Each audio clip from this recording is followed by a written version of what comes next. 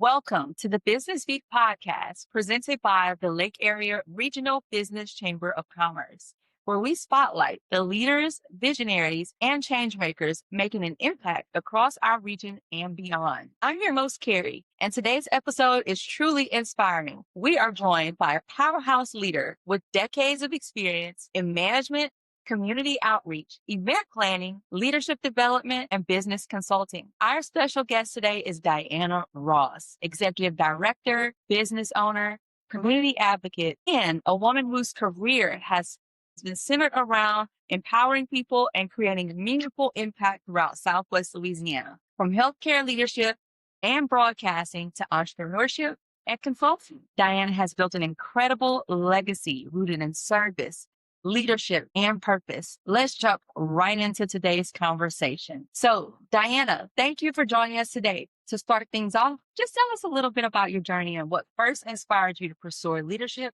and community engagement. Fine. I'd have to start way back. It was something that was put in me. It's a gift. Sometimes people go through life and they never know what their gift is. And so that is my gift. It's the gift of service. I've been that way since I was in high school. And so it just developed over years of service. Um, uh, even in college, I'm thinking I'm going to college, and next thing I know, I'm a salesperson at a store, and 6 weeks later, I'm an assistant manager, and 6 months later, I'm the manager. So Goodness. it is, and of course, a lot of that just comes from what's in you. My dad had an extraordinarily strong leadership ability, as well as his integrity, wisdom, and all of those things come, I guess, I think from him. I was exposed to it very early, and I was really the product of an extraordinary high school education. Of course, I'm not from Lake Charles, Louisiana. I'm from Port Arthur, Texas. Okay. And so I graduated from Lincoln High School. And when I was in high school, most of the teachers that came through my high school came from HBCUs. And so they brought with them everything that they were taught. And when I say they poured into us, they poured everything into us. The structure, the setup straight, making sure that you speak with, Presentation. absolutely. Yeah. And so really it started there. Wow. So you got the experience before you got the experience. Very, very young. Nice. And what a blessing it is to know what your purpose is so early on in life. Some of us have to wait. We're late bloomers. Right. You have to wait. So I think that's amazing that you knew so early on. Well, and I was fortunate. I had instructors that saw those things in me. Henry Mays, Marjorie Pickett, people I will never forget that poured things into me, as well as what my father poured into me when it came to, work ethic and strength. Having someone to notice that in you at a very early age, that is what actually, and I think, oh shoot, as an adult and as a human being. I can all those distance. Right. That's a good thing. Yes. Now you've worked in healthcare outreach, broadcasting, management, event planning, and consulting. Which of these experiences helped shape you the most as a leader? I would have to say management. Okay. I had the opportunity to be a manager for Sam's Club for many years, and it is a training that you never forget. So I had my childhood training and I had my experiences in management, but when you go through the Sam Walton School of Management, you know exactly how to move, how to treat people. Your service is elevated at that point. And so when I moved here from Texas, I was a manager for Sam's Club for many years here it was on Broad Street when I first came. And that experience with that level of management, big box management and retail is different from anything else. Because Really? when you go there, you better learn that, changing the red traps outside, you better be willing to do it. If you wake up at 3 o'clock in the morning because the alarms are going off in the building, you better get out of the bed and go. It's an involvement at a level where you have to know how to do the work. I could drive a forklift. I could put up steel. I could bake a cake. I can ice a cake. I can cut meat. All of those things came through my training. If you look at me like, but it's true. You're not looking at you like that because, girl, I too can drive a fork. Come, is it like the best fun, right? It's so fun. Well, you served many years with Ross Consulting, Voices of Freedom. What did community outreach and serving other people teach you personally? That there's no bigger gift, to be honest with you. Yeah. You get a sense of fulfillment when you can help somebody else. I don't know other people's experience when they don't give of themselves, but I know for me, I can do it without asking anything in return. And for me, my blessings come from just like God said. So if you take care of the least of these, He will give unto you everything that you need. So Absolutely. I never worry about where anything is coming from. I just focus on what I'm supposed to be doing, at any given time, for any given person, or for any given situation. And if there's pay that comes with it, that's wonderful, right? That's the icing on the cake. But if not, that's okay too. You know what I've learned? I find that when you're truly walking in your gift, it doesn't matter who pays or not, the Lord will still He provide. provides. It's like when you're walking in your purpose, He funds it. He's like our grantor, right? He funds everything, and every dollar that you need comes from sometimes unlikely places. It might just show up in your mailbox, Yep. but as long as you're walking in your purpose, you know that you have that. And you have to believe that. Yeah. It's not just about sowing seeds. When you go to church, it's really about sowing seeds in other people, Mhm. in community, in yourself. Just knowing that it's okay and that God is in control of everything. So, Yeah. that's how I live. I love that you think that way. And so, as the owner of Ross Consulting, what inspired you to branch into consulting and leadership development specifically? Okay, well, I've got a story for that too. I think at that time I was working for Miss Faith Blackwell at the station, and I met a gentleman by the name of um, Adrian Wallace. I met Adrian I Wallace. know who that is. We were working on at that time. Edwina Medeiros was running for state representative, and I met she and Adrian. And so Adrian called me up one day. He said, "Danny, I've got something I want you to do." I said, "What is it?" Having no idea what it was. He said, "There's an entrepreneurial class that's coming up in the state of Louisiana, and it's a core 4 class, just based on helping young people who want to become entrepreneurs Right. have that opportunity." And I said, "I don't know anything about that age." And he said, "Well, let me send you the information. I think you can do it." So I said, "Okay, send it to him." And he did. He had never taught anything before. And I just dived right in. I actually ended up partnering with the state of Louisiana to teach the first Core 4 classes, even before McNeese University had them. I taught the Core 4 classes for the state of Louisiana for about 6 years. And that is how I ended up developing Ross Consulting, because I had so many students that had graduated from the class. That Core 4 class, which is also a part of Core 4 at McNeese, was in place to help that particular program along for the state of Louisiana. And that's how Ross Consulting was born. That is amazing. I love that story. Wow. Okay. So, again, you have over 26 years of management experience. What advice would you give to young professionals or entrepreneurs trying to become effective leaders? Wow, things have changed so much since I started my leadership journey. I'm sure. I would just say, just to be true to yourself, know who you are, know what leadership skills you have. Everyone's not strong in everything, right? For me, my voice has always been a very large part of who I am, mostly because how I was taught in my drama and debate classes of how to project my voice. And so people see me as a very strong presence, but in actuality, I am a very mild and meek person. But I was taught to project and to always speak as though I have authority. I would say Authority is not always loud. it's not bad though. Some people take offense to it, but it's really not that bad, that big deal. It really is. When you walk into a room, you're not commanding the room, then you're just sinking into the woodwork. And so I would say know early on what your strengths are. If that is so many things that I like to work on. So I love the leadership part of being able to share my experiences. I think that's something that you have to bring to the table, just your basic experience in life, and develop skills that make sense to people. Have empathy, have compassion. That's so important. And when you have that, everything else really just will come. Everything is not about the last dollar. It is not. Or metrics all the time.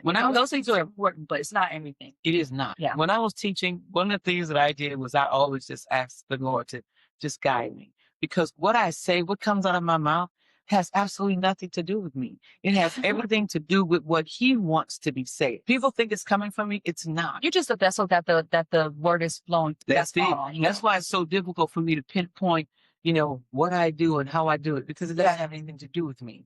When I was teaching, I would tell the students, listen, if I'm saying something to you, if I'm talking to you, please write it down. And it may not be something. There may not be something that I can repeat, because it's probably not for me. It's for you, right? And I'm not trying to go on that anyway, because if it's for you, it's for you. I just like God to use me as a vessel. No matter what that looks like, it may not always seem credible to some people. Right. It is It what it doesn't have to is. always make sense, but you said something that I really like. Everybody can't be good at everything. And I think as a leader, if you want to be in leadership, it is so important to have discernment to be able to identify the different gifts in each of your team members because everyone has a part to play for that team to be a winning team. And That's it's so important to absolutely be able to identify that. I think my largest strength is organization. Okay. That's my largest strength. Okay. You give it to me, and I'm going to make it happen, no matter what. If I have to stay up nights, it's because, first of all, failure is not an option for me.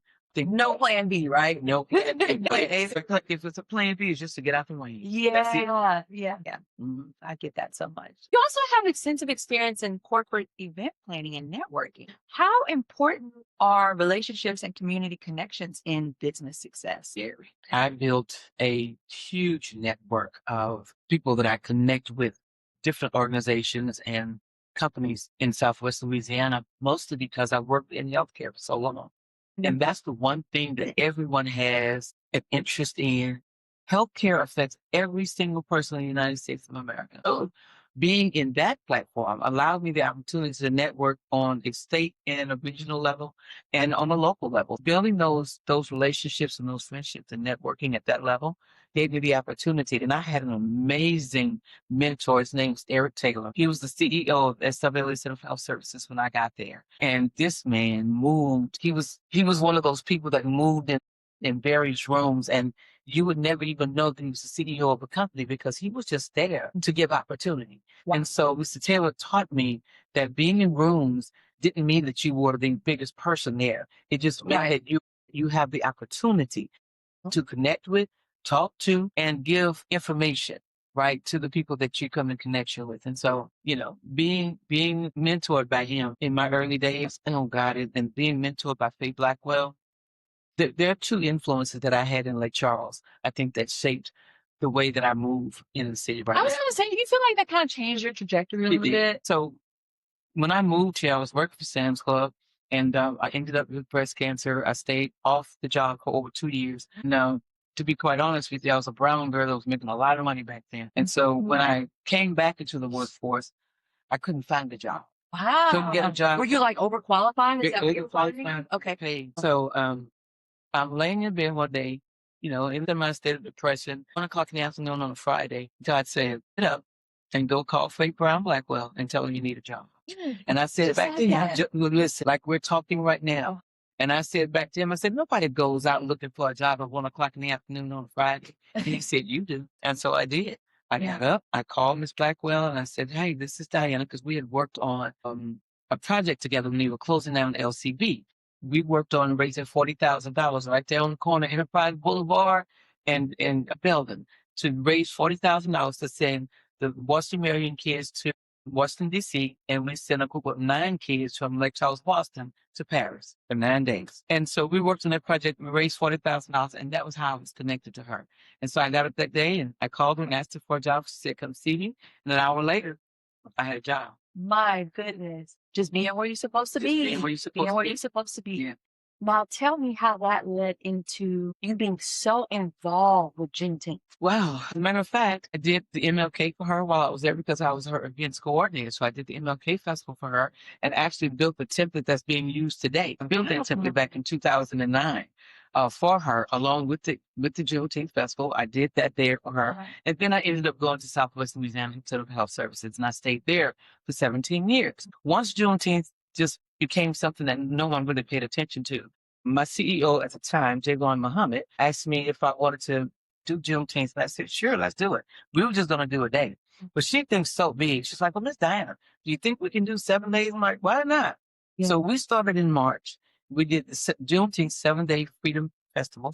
And with COVID and the hurricane coming, that next year we weren't able to do it for 7 days. Okay. So this year, 8 years later, is my first opportunity to bring it back to the 7 days that we originally started with. Oh, wow. In 2019. I was doing it for the Blackboard. It was just a 1-day thing. Okay. So it wasn't like a festival, but this is truly a festival that takes place from June 14th all the way through June 20th. Wow. Yeah. That's amazing. Last thing I want to ask you, when people hear the name Diana Ross, what do you hope your legacy will represent? Community and service. I've done everything. I've run for office. I've run businesses. I've been a consultant for Xavier University. I've been a consultant for several other entities, 501c3 organizations as a fundraiser. And so I want them to remember me as a person of service. Motherhood is one of my favorite. Outside of motherhood and being a grandmother, I can't think of anything else that I want to do other than service. I just want My people to know that everything isn't as it seems, you know. I don't want anything from anybody. I just want my community to love me back the way that I love them, to invest in me, but I invest in them. Because I'm not asking for anything. I just want them to be a part of knowing that if we don't show up for each other, we're going to fail. You're absolutely right. We're going to fail. And it's not about me. Even though my name is out, it's not about me. It's what I want to bring to my community so that kids can see, number one, that you don't have to be famous. You just have to be invested. That's it. And aligned. And aligned. That's it. Just give it. And volunteer. I don't understand that premise where people think that you have to get something back. Just give it. Sign Your up. Your Time will come. If people will find that there's more, they will get more back when they give. I'm telling you, is probably the best thing that I can leave is a legacy of community, giving, and service. I'm teaching my children and my grandchildren because they say all the time, "Mama, you do too much." Oh, you know, and because that's the norm. You know, people think if you give too much, if you're always in a place that you're doing too much, that's not what it is. That eventually your cup becomes empty, but they don't realize that when you're giving from a place where the Lord told you to, the Lord refills your cup Every day. Every time. Hey, I can wake up at 1:30 in the morning, work till 11 o'clock at night. Yeah. He'll shut me down when I have to be shut down. Sit down. You know, too much, right? I've been there Yeah. before. Just sit down. I didn't tell you to do all that. But I do love it. I do love being, this is home. I remember when I ran for office, you know, people are like, she's not from here. I'm from here. This is home for me. And so I can't go back to Port Arthur. I mean, that's home, but I've invested all of my time and my energy here. And so I just want people to know this is home for me. Home is wherever your picture takes. Say that's Right. right. Mhm. Well, Diana, I want to thank you so much for joining us today. And I really had the pleasure of hearing you share your story, your wisdom, your experiences with our audience, just your dedication to leadership, service, community, and your impact. It's just truly inspiring. And we really appreciate everything you continue to do for Southwest Louisiana. Thank you.